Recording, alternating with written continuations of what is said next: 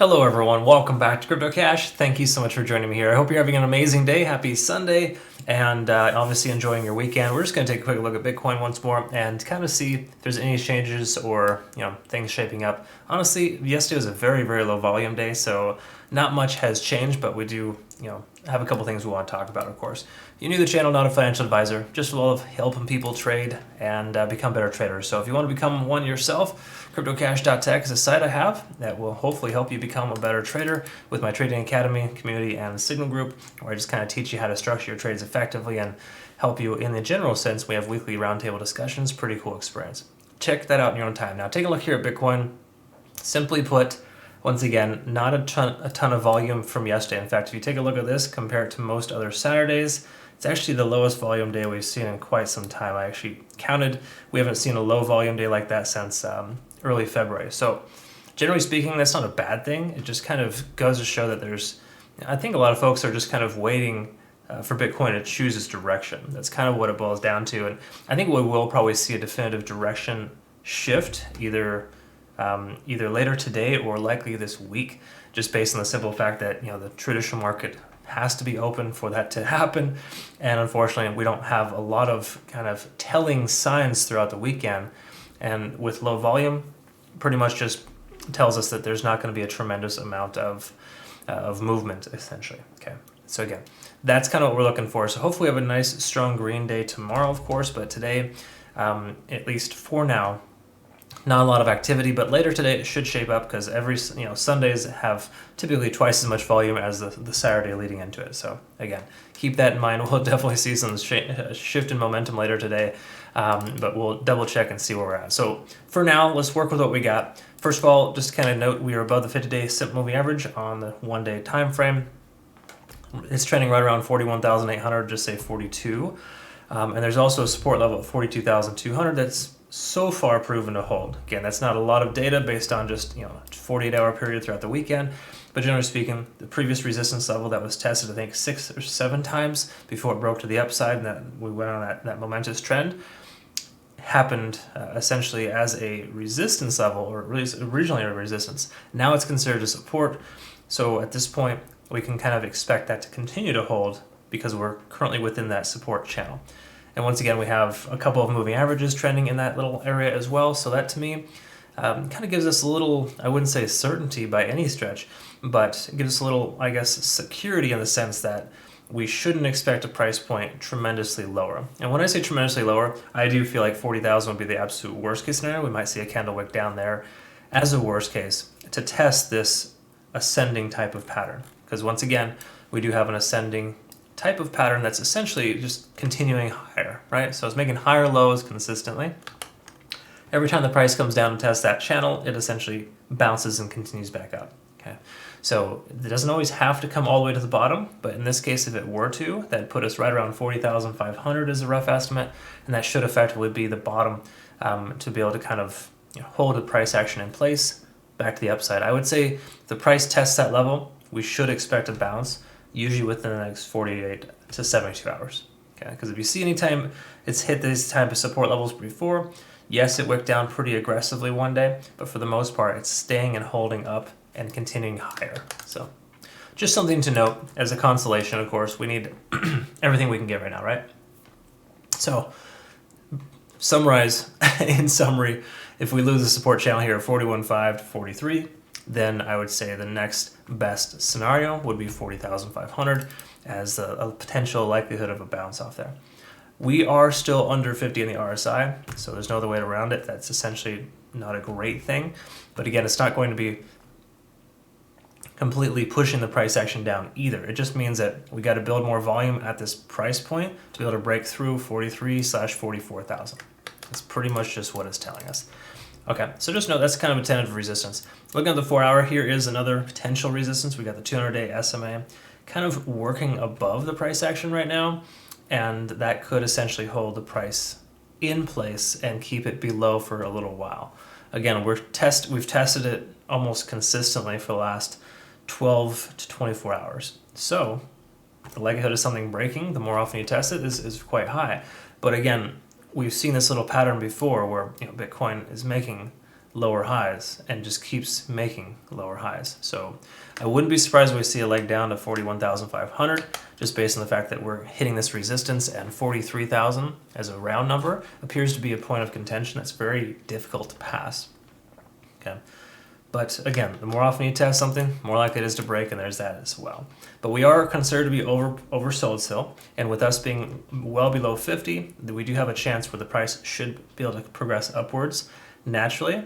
The more often, again, we test this resistance level, and just the fact of the matter is, the RSI is kind of telling us it's oversold, and in turn, it'll become bought again, or overbought eventually. Once again, that's not super relevant here, but it is something to acknowledge, and just the fact that we've been maintaining this lower price point below 50, and until we're back up above 50, we can still consider this to be somewhat bearish on the short term, or the midterm here in this case. And just so you know, not to get caught up on bearish versus bullish, the whole concept there. I know some people kind of get stuck on it, but big picture here, the overall trend is moving down. I think you can already see that the last week has been pretty much red. But in the big picture, biggest picture, right, monthly or weekly time frame, if you will, we're still making higher lows, and the consistency is moving up overall. Okay, so that the overall trend is up, but the current trend, the more immediate future, is still moving down. Okay, and we still haven't found that bottom yet. This could very well be the bottom at 42,200. But again, we need more data to find that out and to discover what's going to happen next. And we're basically waiting for confirmation. A second test, like say the price were to come up here and then come back down and test this a second time, that'd give us more, more consistency at a lower price point, and give us, a better option to leg up from there. Again, we shouldn't expect the price just to shoot straight up tomorrow. Again, unless there's some kind of crazy fundamental catalyst. Cryptocurrency or just trading in general doesn't work that way. You got to kind of establish a support range, which we're in support range right now, but we haven't had enough time here yet. Okay, so again, with time comes some the results you're looking for, and you can't get those results you're looking for without some patience. Okay, so try to wait for confirmation if possible. And again, for right now, there's no definitive line what confirmation is. But generally speaking, we have this potential shift in momentum here if you look at the MACD. And if we look at the 1 hour too, let's see if there's any potential. Because I know yesterday we were waiting for the cloud to kind of get broken, and it's obviously not there yet. But just something to note here is that we are getting tentatively rejected by the cloud. So we'll see actually in the near future if the price can kind of travel into, and if it can break 43,000. Because 43,000 is a pretty strong resistance level. And I would say a clean break above 43,000 on the 1 hour time frame would be extremely important. So if we can close today somewhere in the range of 43,000 or higher, I think we'll be looking pretty good to be able to see some kind of potential break to the upside. Because as you can see here, ever since we've dropped below the cloud, every time it's been tested, it's gotten rejected. Okay, so it's just that continuation of the lower high pattern, and essentially we've broken that lower low pattern so far, but we need to be able to make higher lows. All right.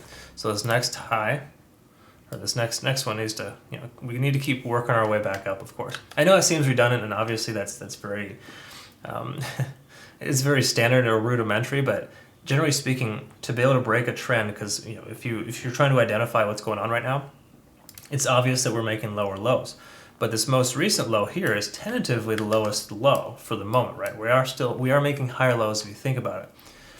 But in order for it to be like a definitive line in the sand and to kind of get past that, obviously we want to be in the 43,000 range. But even further, we want to break this little resistance channel about 43,800.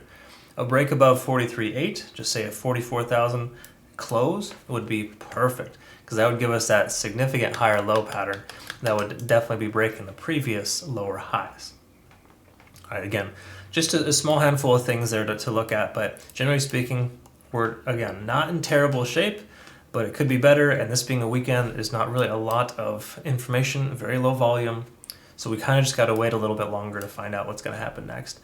So again, a few things need to occur in order to get there, but we do have some decent amount of support at 41,500 with the 50-day SMA, and ultimately we just need to kind of spend a little bit more time here at this price point, and then we can leg up again, but we just don't have enough time here yet. At least not enough to get definitive confirmation that we're heading in the right direction.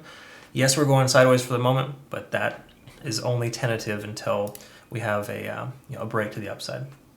So two catalysts that we're going to look for is a break above 43,000 and then a break above 44,000. I would say is two clean, simple numbers to kind of shoot for. We need a one-day candlestick close above either to have any sense of getting ourselves out of this or turning it around essentially sooner than later. I hope that makes sense to you. And that's generally what we're looking at here. So again, all in all, not terrible shape, just not great. And we could expect a little bit more downside, but if we can hold this support level here for a couple more days, I think we'll have much more likelihood of increasing from here than decreasing, because this has proven so far, again, it's tentative because it's a weekend, but 42,200 is holding as a support level for the moment. All right. So we'll celebrate that and hopefully see what happens next. So looking forward to tomorrow's review, because it's going to be probably a lot different than we're expecting. That's just the way that it's working right now. But we're getting there. Try to stay patient, and yeah, I would say just dollar cost average if possible, because keep this in mind, big picture, I think years down the road, we're going to wish that we had invested at the $40,000 range, and that'll probably be a thing of the past eventually. Just the overall sense, the way things are, with just the amount of coins available, etc. As they continue to be bought up, we're going to notice the overall price is going to continue to average higher. So do yourself a favor, just keep putting a little bit in each week, and that's probably the best way to go at this point, because dollar cost averaging into Bitcoin is probably it'll reap some rewards eventually. For right now, it doesn't seem like it, but I promise you, in time, it'll be a good investment. So try to keep that in the forefront of your thoughts here as we kind of look for these healthy price points. 42,000 is not terrible, honestly, in the big picture. All right, anyways, that's enough. Hopefully you learned something here today. If so, comment below, let me know. If not, that's okay too. CryptoCache.tech is the website if you want to become a better trader. I look forward to working with you. Hope you have a great rest of your day. Thanks again for your time.